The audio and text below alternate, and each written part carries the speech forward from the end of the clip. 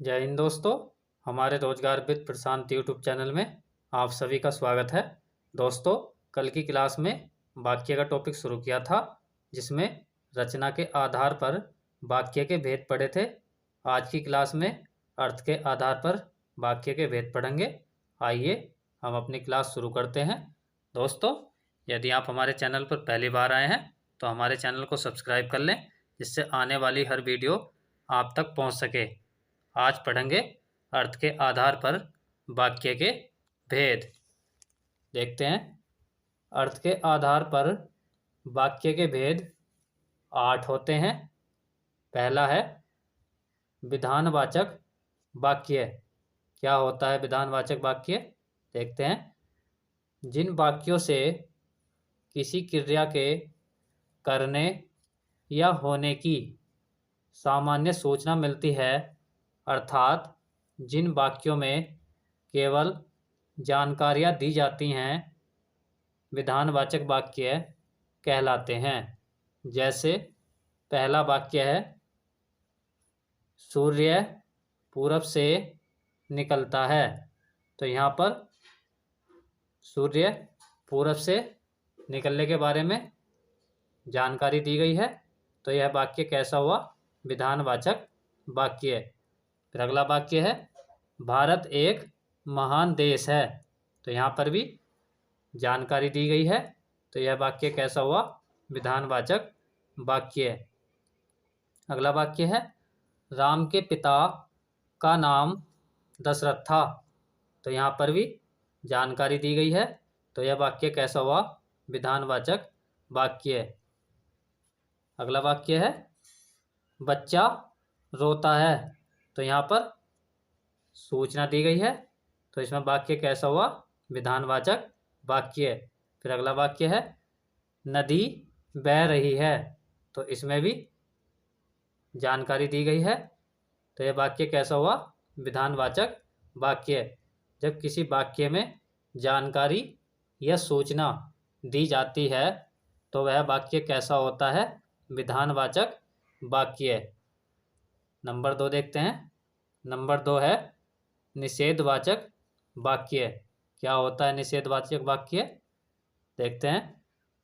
जिन वाक्यों से किसी कार्य के ना होने का बोध होता है, उन्हें निषेधवाचक वाक्य कहते हैं। जैसे पहला वाक्य है, मैं स्कूल नहीं जाऊंगा।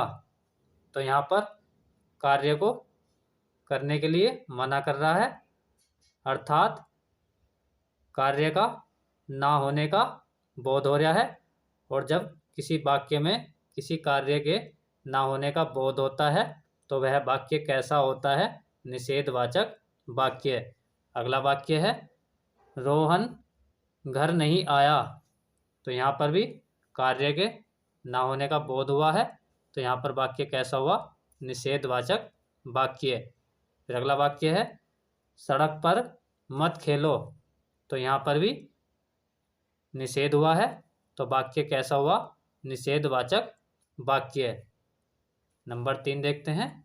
नंबर 3 है आज्ञावाचक वाक्य। क्या होता है आज्ञावाचक वाक्य? जिन वाक्यों से आज्ञा, प्रार्थना, उपदेश आदि का बोध होता है, उन्हें आज्ञावाचक वाक्य कहते हैं। जैसे पहला वाक्य है, आप जा सकते हो। तो इस वाक्य में आज्ञा दी गई है, तो वाक्य कैसा हुआ? आज्ञावाचक वाक्य। फिर अगला वाक्य है, दरवाजा बंद कर दो। तो यहाँ पर भी आज्ञा दी गई है, तो वाक्य कैसा हुआ? आज्ञावाचक वाक्य। फिर अगला वाक्य है, सदा सत्य बोलो। तो इसमें उपदेश दिया गया है, और जिस वाक्य में उपदेश दिया जाता है, तो वह वाक्य कैसा होता है? आज्ञावाचक वाक्य। फिर अगला वाक्य है, एक गिलास पानी पिलाओ। तो इसमें आज्ञा दी गई है, तो वाक्य कैसा हुआ? आज्ञावाचक वाक्य। फिर अगला वाक्य है, यहाँ शोर मत करो। तो यहाँ पर भी आज्ञा दी गई है, तो यह वाक्य कैसा हुआ? आज्ञावाचक वाक्य। आगे देखते हैं। अब है नंबर 4। नंबर 4 है प्रश्नवाचक वाक्य। क्या होता है प्रश्नवाचक वाक्य? जिन वाक्यों में प्रश्न होने का बोध हो या किसी से कोई बात पूछे जाने का बोध होता है तो उन्हें प्रश्नवाचक वाक्य कहते हैं। जैसे पहला वाक्य है, तुम क्यों रो रहे हो? तो यहाँ पर बात पूछे जाने का बोध होता है, और जब किसी वाक्य में बात पूछे जाने का बोध होता है तो वह वाक्य कैसा होता है? प्रश्नवाचक वाक्य। तो यह वाक्य कैसा हुआ? प्रश्नवाचक वाक्य। अगला वाक्य है, आप क्या करते हो? तो यहाँ पर प्रश्न पूछे जाने का बोध हो रहा है, और जब वाक्य में प्रश्न पूछे जाने का बोध होता है तो वह वाक्य कैसा होता है? प्रश्नवाचक वाक्य। तो यह वाक्य कैसा हुआ? प्रश्नवाचक वाक्य। अगला वाक्य है, उसका नाम क्या है? तो यहाँ पर भी बात पूछे जाने का बोध होता है, तो यह वाक्य कैसा हुआ? प्रश्नवाचक वाक्य। अगला वाक्य है, क्या तुमने चाय पी ली? तो इस वाक्य में भी बात पूछे जाने का बोध होता है, तो वाक्य कैसा हुआ? प्रश्नवाचक वाक्य। अगला वाक्य है, क्या तुमने ताजमहल देखा? तो इस वाक्य में भी बात पूछे जाने का बोध होता है, तो यह वाक्य कैसा हुआ? प्रश्नवाचक वाक्य। इन वाक्यों के पीछे प्रश्नवाचक चिन्ह भी लगा होता है, जिसके द्वारा प्रश्नवाचक वाक्य को पहचान सकते हैं। अब नंबर 5 देखते हैं।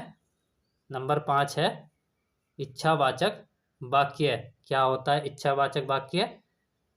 जिन वाक्यों से इच्छा, आशीर्वाद, शुभकामना आदि का बोध होता है उन्हें इच्छावाचक वाक्य कहते हैं। जैसे पहला वाक्य है, ईश्वर तुम्हें खुश रखे। तो यहाँ पर आशीर्वाद दिया जा रहा है, और जब किसी वाक्य में इच्छा व्यक्त की जाए, आशीर्वाद दिया जाए या शुभकामना दी जाए तो वह वाक्य कैसा होता है? इच्छावाचक वाक्य। तो यह वाक्य कैसा हुआ? इच्छावाचक वाक्य। अगला वाक्य है, आपकी यात्रा मंगलमय हो। तो यहाँ पर शुभकामना दी जा रही है, तो यह वाक्य कैसा हुआ? इच्छावाचक वाक्य। अगला वाक्य है, आप खेल में स्वर्ण पदक जीतें। तो यहाँ पर भी शुभकामना दी जा रही है, तो वाक्य कैसा हुआ? इच्छावाचक वाक्य। अगला वाक्य है, मेरी इच्छा है कि आपका चयन पुलिस में हो जाए। तो इस वाक्य में इच्छा व्यक्त की जा रही है, और जब किसी वाक्य में इच्छा व्यक्त की जाती है तो वह वाक्य कैसा होता है? इच्छावाचक वाक्य। तो यह वाक्य कैसा हुआ? इच्छावाचक वाक्य।